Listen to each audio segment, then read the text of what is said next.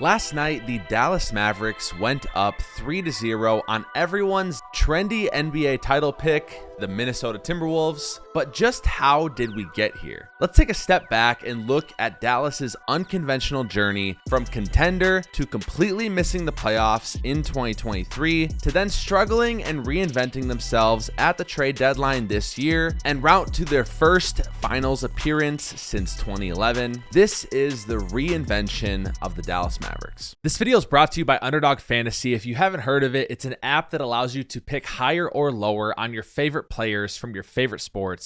They're running a new customer special right now. Anthony Edwards needs just 1 point tomorrow night. Sign up with code Hardwood to claim your special pick, plus a first-time deposit offer up to $250 in bonus cash. Thanks Underdog for sponsoring this video. Let's get right back into it. If your memory serves you well, you remember Dallas made the Western Conference Finals just 2 years ago in 2022, and the series was not close at all. Golden State would win in 5 games, and afterwards, Dallas would let Jalen Brunson walk to the New York Knicks and not add anyone in that offseason, which is why it would make sense they would struggle the next year, going 28-26 halfway-ish through the year, before making a blockbuster trade for Kyrie Irving. And in retrospect, it's crazy how little the market was for Kyrie. This is all they gave up for him. Spencer Dinwiddie, Dorian Finney-Smith, who was their best primary ball defender at the time, a 2029 first, and 2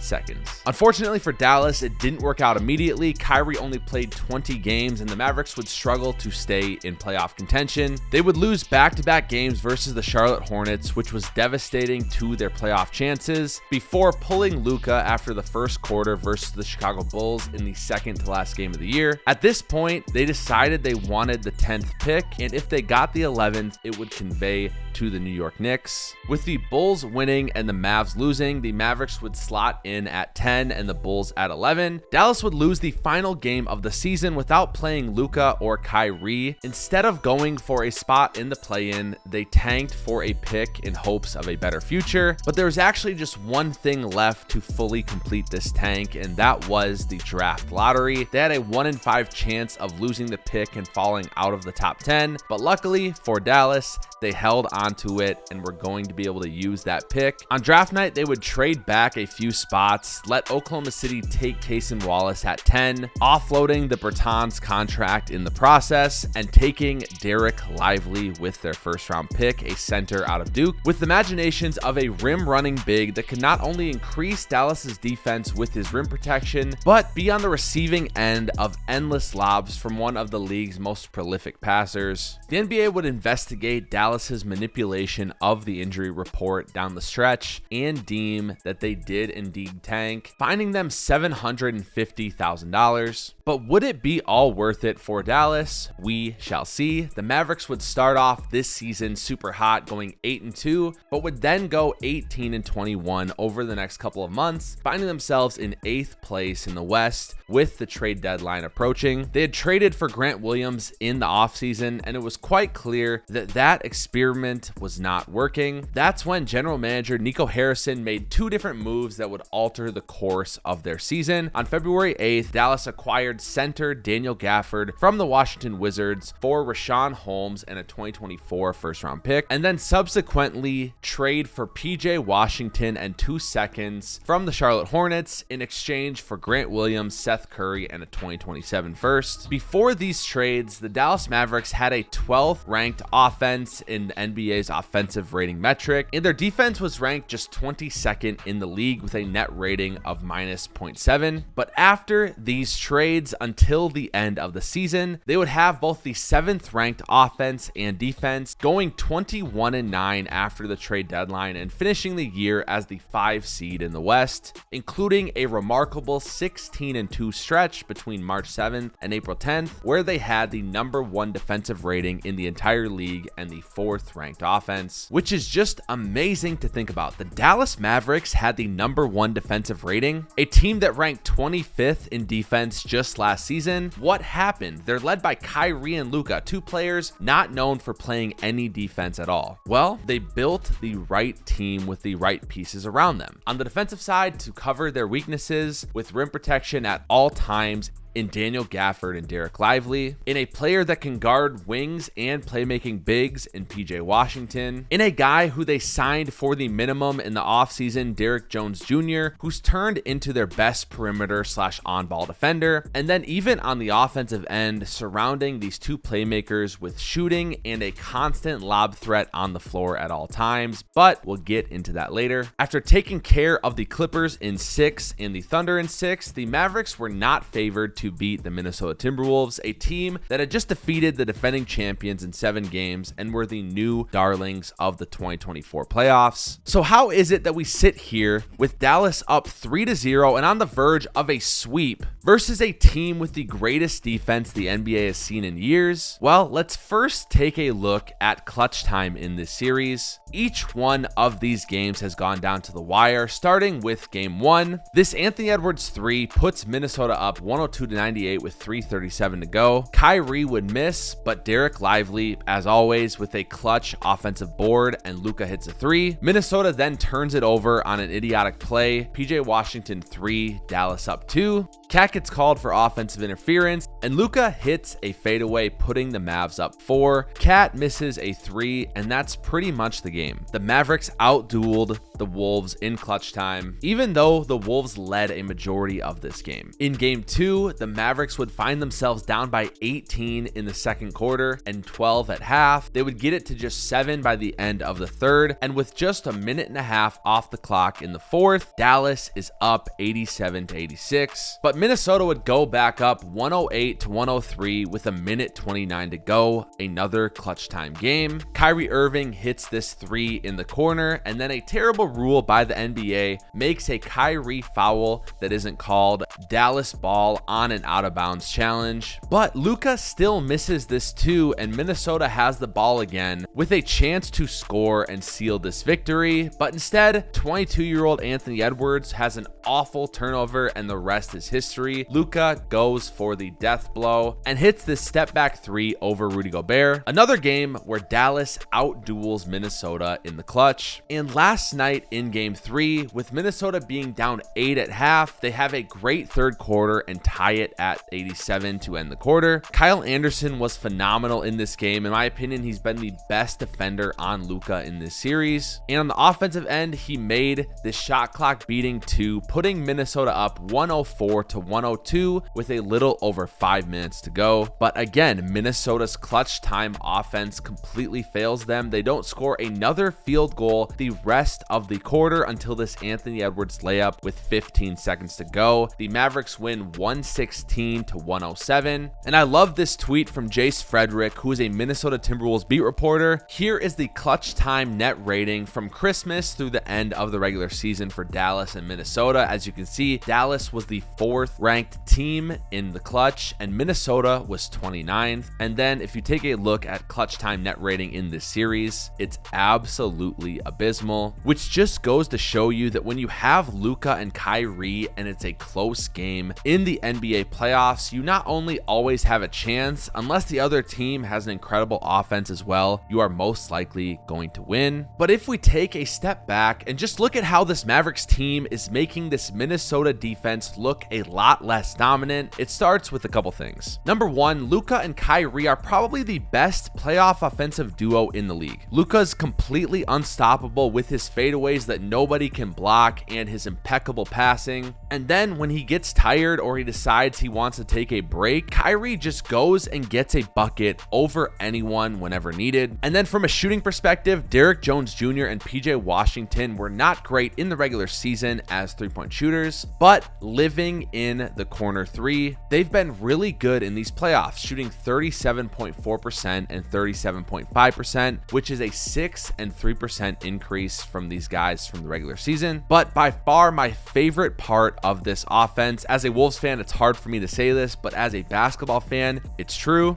It's the two-headed monster lob threat of Derek Lively and Daniel Gafford. There's always one of them in the game, and it feels like they can get an alley-oop whenever they want. Derek Lively has not missed a field goal in this series, going 13 for 13. And let's just take a look at some of these alley-oops over these 3 games between Derek Lively and Daniel Gafford. Some of these plays, there's honestly nothing you can do. Luka or Kyrie is beating their man. It forces Rudy to play 2-on-1, which if he comes up on Luka, it's an easy alley-oop. If he stays back, Luka or Kyrie gets a layup. And if he gets caught in between, it's pretty much an easy alley-oop as well. And this oop last night from Daniel Gafford that sealed the game was absolutely insane. Speaking of alley-oops, there was a graphic that TNT showed last night that the Mavericks have had 45 alley-oops, the most in the postseason by a large amount, with it being a record in the NBA playoffs since 2001. I spent a hot minute trying to figure out data on alley-oops, but I couldn't find it and I couldn't spend any longer looking. However, the eye test shows you nobody is throwing lobs like this Dallas team, and it is so hard to defend because if you play drop coverage on Luka or Kyrie, they get the defender in jail, and then Rudy's forced to play 2-on-1, which is an easy lob. If you play high wall, Luka always makes the right pass for an open 3 or a big flashing to the rim. If you blitz, Kyrie goes around it and beats it anyway. And I love this tweet because it showed you how many different types of coverages Minnesota tried to deploy, but none of it has really worked against this Dallas team. But with that being said, to beat Dallas, I feel like you have to outscore them, and that isn't Minnesota's strength.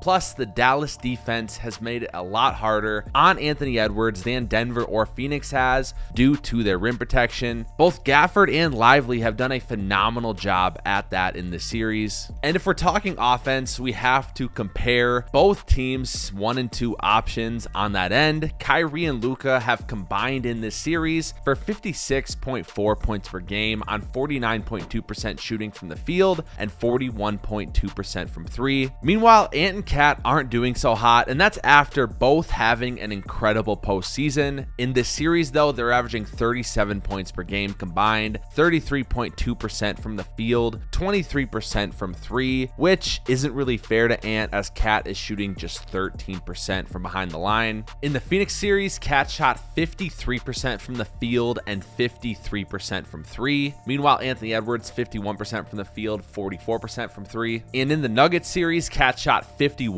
from the field, 39.4% from 3, and 50% from the field, 37.3% from 3. But like we said, the rim protection that Dallas has compared to Phoenix and Denver is night and day. And that's why Anthony Edwards, for me, I don't put as much blame on him. I feel like the media really propped him up over the first 2 rounds just to tear him down in the Western Conference Finals. And sure, he has not played that well, specifically on the defensive end, and he hasn't necessarily shot that well, but he is also averaging 22, 8 and 8. 8 assists per game in this series is the most he's ever averaged in a series, so at least he's generating playmaking even when he's not shooting well. And although his passes could be better, he has to grow in that area, he's still doing it. Meanwhile, Cat shouldn't have a player that can guard him on Dallas. PJ Washington should not be able to guard Cat, but yet Cat has done absolutely nothing in this series. And when your 2 best players aren't playing that well versus Dallas, who you need to be able to score against, you're going to be down 3-0. Josh Eberle had a really good tweet as well. According to StatHead,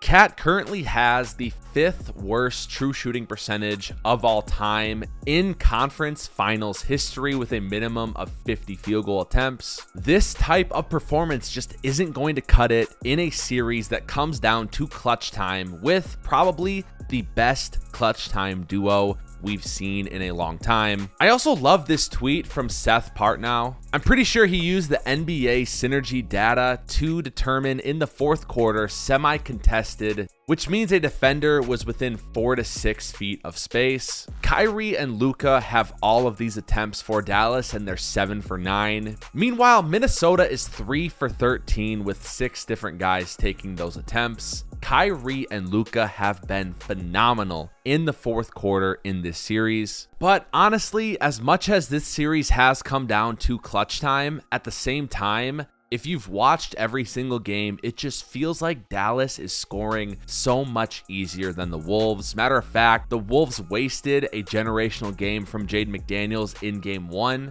where he had 24 points on 9 for 15 from the field and 6 for 9 from 3. And then in game 2, they wasted a fantastic shooting display from Naz Reid as well, who was 8 for 13 from the field, 7 for 9 from 3 with 23 points. It just feels like Dallas has this Minnesota defense figured out, which was a tough nut to crack. Nobody else has been able to do it, but Luka has been able to. And I got to give a lot of credit to Jason Kidd as well. He has taken so much heat over the past 2 years, but in these NBA playoffs, I feel like he's had really good game plans. He's let Luka be Luka. He's had some really timely timeouts, and the Mavericks defensive game plans have been on point all postseason. All in all, the past year and a half could not have worked out better for Dallas. Before the trade deadline last year, this was Luka's supporting cast: Tim Hardaway Jr., Spencer Dinwiddie, Dorian Finney-Smith, and Christian Wood, which the Mavs have now turned into Kyrie Irving, Derek Lively, Daniel Gafford, PJ Washington,